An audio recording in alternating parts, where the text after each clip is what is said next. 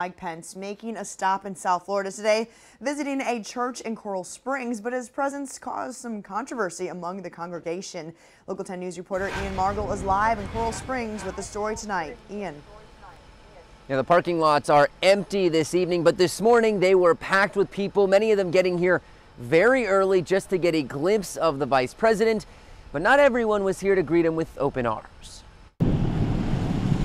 As Vice President Mike Pence's motorcade made its way out of Coral Springs, churchgoers got a chance to reflect on what President Trump's right-hand man spoke about at the church by the Glades Sunday morning. Treat me like you want to treat others, and that's how he lives his life. Okay. And that's basically what he was talking about. Yvonne and Leroy Reynolds, who are self-professed Democrats, were just two of thousands of people who showed up to see the vice president speak at the megachurch just off of Atlantic Boulevard. Many of them saying they were pleased when he kept his word to focus on religion and not politics. I wanted to hear what he had to say because he sounds like a Christian, but his counterpart is totally different, in my opinion. I just am enjoying that he's coming here. I love that he stands for Jesus. But not everyone was so excited. Dozens of protesters gathered across the street to speak out against the vice president and his track record. We want the world to know that there's still a large majority of people that do not appreciate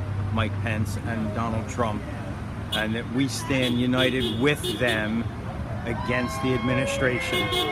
Despite those protests, Reynolds says she was glad to see the vice president tell his story. And as someone who tells us she voted for Hillary Clinton, she says she's doing her best to give this administration a chance. We can't have one side or the other. You have to. We're one, and we're trying to be one, and that's what this is about.